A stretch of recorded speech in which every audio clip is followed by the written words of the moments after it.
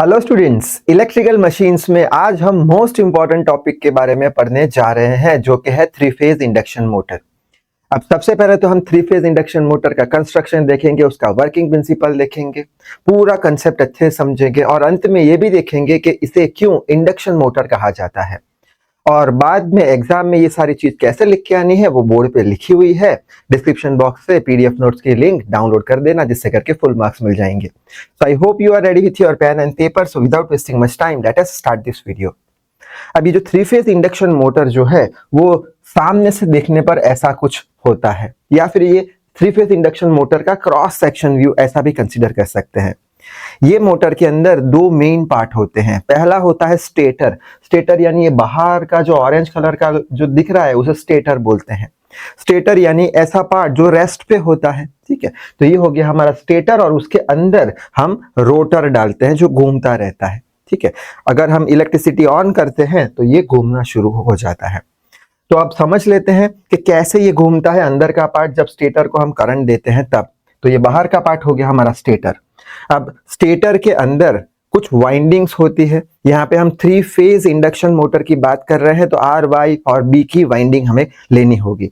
यानी ये जो स्टेटर है उसके ऊपर तीन फेज की वाइंडिंग होती है। वाइंडिंग यानी क्या, कॉपर का वायर लिया, उसे ऐसे ऐसे करके कॉइल शेप में वाउंड कर लिया, बांध लिया, जिसको वाइंडिंग बोलते हैं।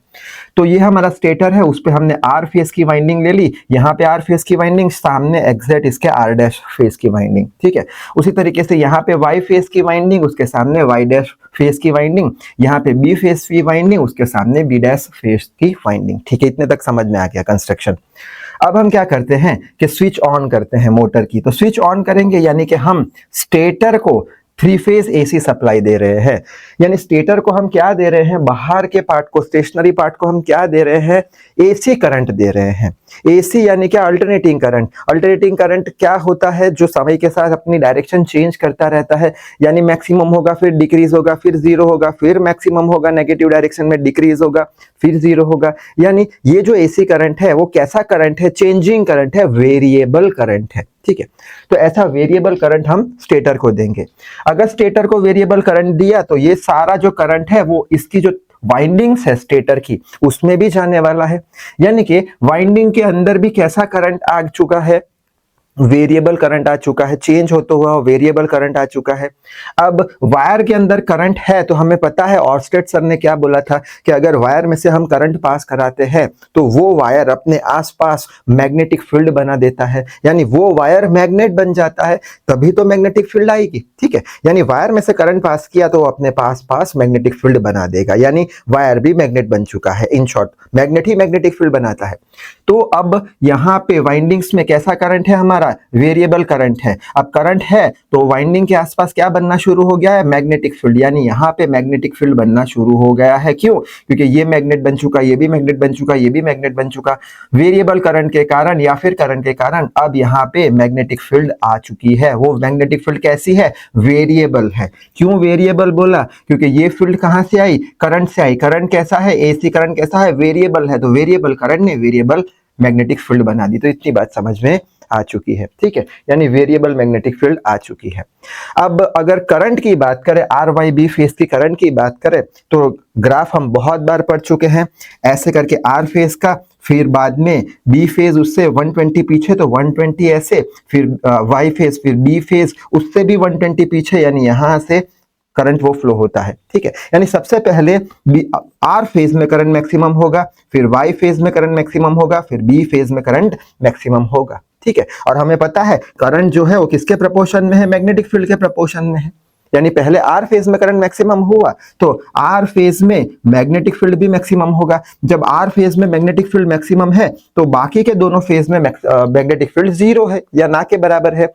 तो आर फेज में मैग्नेटिक फील्ड मैक्सिमम है, यानी कि यहाँ पे हमने बना के रखा है आर फेज में मैग्नेटिक फील्ड मैक्सिमम है, ठीक है। अब मैग्नेटिक फील्ड है यानी कि ये मैग्नेट है, मान के चलते हैं ये नॉर्थ पोल है, ये साउथ पोल है, आर फेज में मैक्सिमम है। बाद में ये फील्ड जो है मैग्नेटिक फील्ड डिक्रीज होता जाएगा। क्यों? करंट डिक्रीज हो रहा है, आर फेज में करंट डिक्रीज हो रहा है और जीरो हो जाएगा। ये जब जीरो हो जाएगा तब किस में मैक्सिमम आ जाएगा, बी फेज में मैक्सिमम आ जाएगा, ठीक है। बी फेज में मैक्सिमम होगा तब बाकी के दो फेज में कैसा होगा, जीरो होगा। यानी अब बी फेज में मैक्सिमम, सॉरी वाई फेज में मैक्सिमम हो गया, ठीक है, वाई फेज में मैक्सिमम हो गया, ठीक है।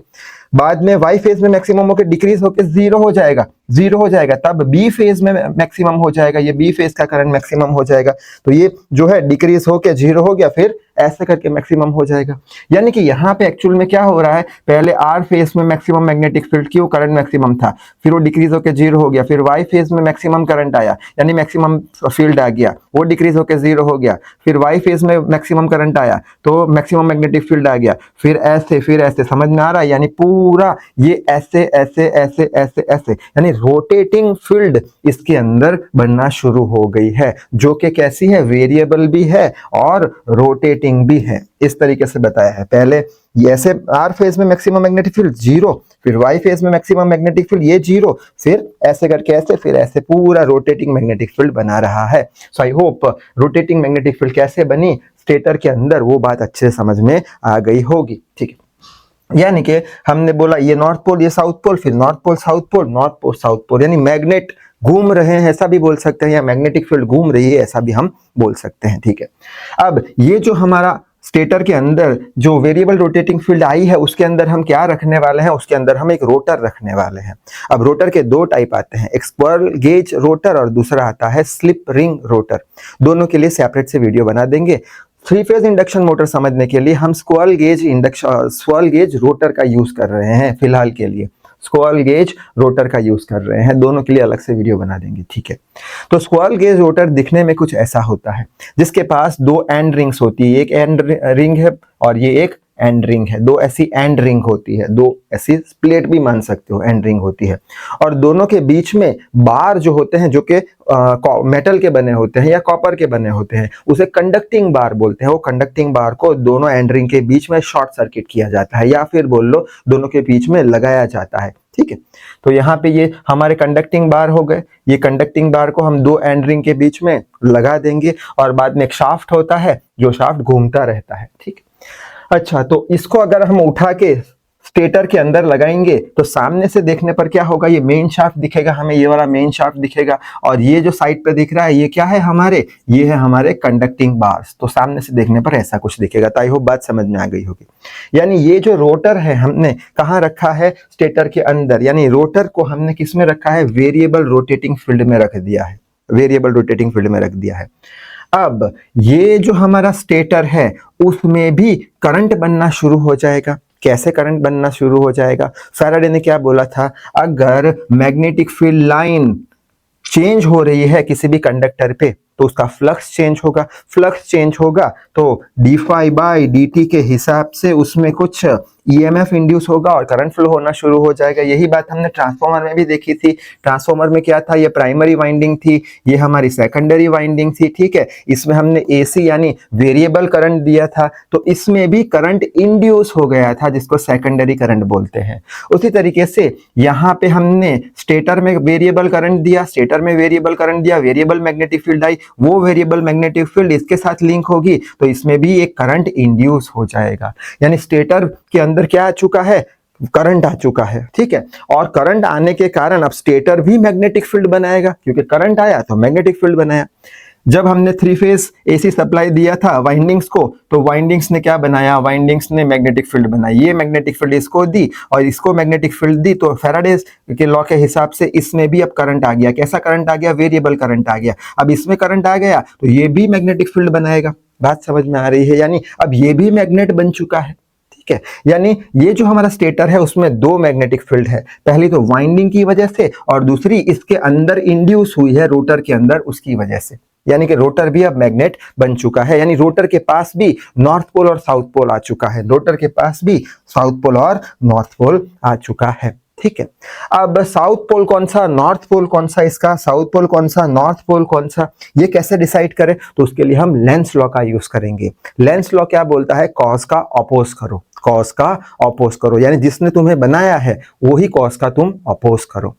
कैसे, जैसे कि मान के चलते हैं नॉर्थ पोल साउथ पोल, ये तो हमने मान लिया है वाइंडिंग का। ठीक है, नॉर्थ पोल साउथ पोल। अब यहाँ पे ये मैग्नेट बन चुका है, ये नॉर्थ साउथ कैसे डिसाइड करेगा, तो इसको मैग्नेट किसने बनाया, ये नॉर्थ पोल ने बनाया। ये साउथ पोल ने बनाया, ठीक है। तो इसको मैग्नेट नॉर्थ पोल ने बनाया, तो ये बोलेगा कि मैं तेरा अपोज करेगा, यहाँ पे साउथ पोल बना देगा और तेरा अपोज करेगा। और तूने मेरे को मैग्नेट बनाया साउथ पोल, तो मैं तेरा अपोज करेगा, यहाँ पे मैं नॉर्थ पोल बन के तेरा अपोज करेगा। बात समझ में आ रही होगी शायद से, ठीक है। अच्छा, बाद में इसमें जीरो हो जाएगा मैग्नेटिक फील्ड, क्योंकि करंट जीरो हो जाएगा। बाद में वाई फेज में करंट मैक्सिमम हो जाएगा, मैक्सिमम मैग्नेटिक फील्ड आएगा, ठीक है। और ये तो मैग्नेट इसकी वजह से बनेगा, अब वाई फेज की वजह से ये मैग्नेट बनने वाला है। क्यों? अब इस इन दोनों में जीरो हो गया है, इसमें ही करंट है, यही करंट इसमें जाएगा, इसको मैग्नेटिक फील्ड इसमें बनाएगा, करंट बनाएगा और मैग्नेटिक फील्ड बनाएगा। अच्छा, अब नॉर्थ पोल साउथ पोल कैसे डिसाइड करेंगे? लेंस लॉ का यूज करके। लेंस लॉ क्या बोलता है? कॉस का अपोज करो, ये नॉर्थ पोल ने इसे मैग्नेट बनाया है, तो अपोज कैसे करेगा? रोटर बोलेगा मैं साउथ पोल बनेगा और तेरे को अपोज करेगा। यहाँ पे साउथ पोल ने इसे मैग्नेट बनाया, बोलेगा मैं नॉर्थ पोल बनेगा, तेरे को अपोज करेगा, ठीक है। यानी रोटर ऐसे करके घूम जाएगा, ठीक है, अपोज करने के चक्कर में। अच्छा, बाद में वाई फेज में जीरो हो जाएगा, बी फेज में, बाद में बी फेज में मैक्सिमम हो जाएगा। यानी बी फेज में ये नॉर्थ पोल है, साउथ पोल है, ये नॉर्थ पोल ने इसको मैग्नेट बनाया है, तो ये क्या करेगा? लेंस लॉ का यूज करेगा। साउथ पोल कहां बनाएगा? ये नॉर्थ पोल है, तो अपोज करेगा नॉर्थ पोल का, तो साउथ पोल बना देगा, ठीक है। ऐसे तो अट्रैक्शन होगा, लेकिन नॉर्थ पोल बना रहा है तो यहाँ पे नॉर्थ पोल नहीं बनाएगा, नहीं तो सपोर्ट हो जाएगा। तो नॉर्थ पोल है यहाँ पे, तो उसका अपोज करने के लिए वो साउथ पोल बना देगा, ठीक है। और यहाँ पे नॉर्थ पोल बना देगा, यानी रोटर हमारा ऐसे रोटेट हो जाएगा और वापस से यहाँ पे ऐसे रोटेट होगा। ये पूरी साइकिल चलती रहेगी और ये पूरी साइकिल जो है फ्रैक्शन ऑफ सेकंड में खत्म हो जाती है, यानी रोटर रोटेट होना शुरू हो जाता है। यानी स्टेटर जो रोटेटिंग मैग्नेटिक फील्ड बना रहा है उसको फॉलो करते हुए रोटर भी रोटेट कर रहा है। एज फॉर एग्जाम्पल, जैसे कि हमारे घर पे एक मैग्नेट है, वो मैग्नेट से मान के चलते एक मेटल का टुकड़ा है, उसको कभी देखा है ऐसे खिसकाते जाते हैं तो वो भी हमारे साथ चलता जाता है, या फिर ऐसे पुश करते जाते हैं तो वो भी आगे बढ़ते रहता है। बस वही बात है, ये हमारा मैग्नेट है और ये मेटल का पीस है। जैसे जैसे हम गोल घूम रहे हैं ऐसे ऐसे ये भी गोल घूम रहा है लेंस लॉ के हिसाब से, ठीक है। सो आई होप कैसे ये रोटर रोटेट होता है इसका वर्किंग अच्छे से समझ में आ गया होगा। दूसरी एक इंपॉर्टेंट बात, इसकी जो स्पीड होती है घूमने की, जिसे सिंक्रोनस स्पीड बोलते हैं, सिंक्रोनस स्पीड को ns से रिप्रेजेंट किया जाता है, जिसका फॉर्मूला हमने पढ़ा था 120 f/p। p होता है नंबर ऑफ पोल्स, यहाँ पे कितने पोल है? 1 2 3 4 5 6, इसको पोल बोलते हैं, ठीक है। डिवाइड और फ्रीक्वेंसी जो हमने दी है वो synchronous speed 3 phase induction motor की थोड़ी सी कम होती है, ठीक है। अच्छा, आगे बढ़ लेते हैं। एक और इंपॉर्टेंट चीज कि यहाँ पे ये जो हमारा 3 फेज इंडक्शन मोटर है, इसको स्टार्ट करने के लिए कोई भी तरह की एक्स्ट्रा अरेंजमेंट की जरूरत पड़ती नहीं है, क्योंकि ये सेल्फ स्टार्टेड मोटर है, अपने आप से ही स्टार्ट हो जाती है, एक्स्ट्रा अरेंजमेंट की जरूरत पड़ती नहीं है। और अंत में हम ये समझ लेते हैं कि इसे क्यों इंडक्शन मोटर बोला जाता है। तो इसलिए इंडक्शन मोटर बोला जाता है क्योंकि जो स्टेटर में करंट होता है उसकी वजह से रोटर में करंट इंड्यूस होता है, ठीक है। रोटर में करंट इंड्यूस होता है, वो मैग्नेट बन जाता है, फिर अपोज करता है लेंस लॉ के हिसाब से, रोटेट होना शुरू हो जाता है। तो इसलिए इसे हम क्या बोलते हैं? इंडक्शन मोटर बोलते हैं, क्योंकि यहाँ पे करंट इंड्यूस होता है रोटर में, कहां से? स्टेटर से। तो आई होप सारी बातें समझ में आ गई होगी। अब एग्जाम में कैसे लिखना है वो फटाफट से देख लेते हैं। कंस्ट्रक्शन में क्या लिखेंगे? 3 फेज इंडक्शन मोटर के 2 पार्ट होते हैं। स्टेटर क्या है? स्टेशनरी पार्ट होता है, ठीक है, जिसपे वाइंडिंग की जाती है। रोटर क्या होता है? रोटेटिंग पार्ट होता है, जो अंदर स्टेटर के अंदर लगाया जाता है। रोटर के 2 टाइप आते हैं, स्क्विरल गेज और स्लिप रिंग रोटर। हम स्क्विरल गेज का एग्जांपल लेके ये पूरा डिस्क्राइब करेंगे। बाद में स्क्विरल गेज के अंदर क्या होता है? 2 एंड रिंग्स होती है और उसके बीच में जो हमारे कंडक्टिंग बार है उसको शॉर्ट किया जाता है, ठीक है। सारा डिस्क्रिप्शन में अवेलेबल है। नेक्स्ट ले लेते हैं, यहाँ पे क्या होगा? 3 फेज एसी सप्लाई अगर हम देते हैं स्टेटर को, तो उसके RYB वाइंडिंग में भी करंट चला जाएगा और वो मैग्नेटिक फील्ड उसके आसपास बना देंगे, ठीक है। अब मैग्नेटिक फील्ड बना देंगे तो सबसे पहले R फेज में मैग्नेटिक फील्ड मैक्सिमम होगा, फिर Y फेज में और फिर B फेज में मैग्नेटिक फील्ड मैक्सिमम होगा। यानी कि रोटर के स्टेटर के अंदर कैसी फील्ड आ जाएगी? वेरिएबल रोटेटिंग फील्ड आ जाएगी। अब वो वेरिएबल रोटेटिंग फील्ड में हम क्या रखेंगे? स्क्विरल गेज रोटर को रखेंगे, ठीक है। और तो उसमें भी करंट इंड्यूस हो जाएगा, ठीक है, फैराडेस लॉ के हिसाब से। अब लेंस लॉ के हिसाब से वो कॉस का अपोज करेगा और घूमना शुरू कर देगा। और यहाँ पे ये सेल्फ स्टार्ट मोटर है, क्योंकि इसमें स्टार्ट करने के लिए कोई एक्स्ट्रा अरेंजमेंट की जरूरत पड़ती नहीं है। और इसकी जो सिंक्रोनस स्पीड है वो थोड़ी सी कम होती है। और इसे क्यों इंडक्शन मोटर बोला जाता है? क्योंकि इसमें क्या होता है? करंट इंड्यूस होता है, स्टेटर में करंट जो देते हैं और रोटर में इंड्यूस हो जाता है, इसलिए इसे हम इंडक्शन मोटर बोलते हैं। So I hope concept clear हो चुका होगा। तो इस वीडियो में बस इतना ही। Till then read hard, work hard. Thank you very much.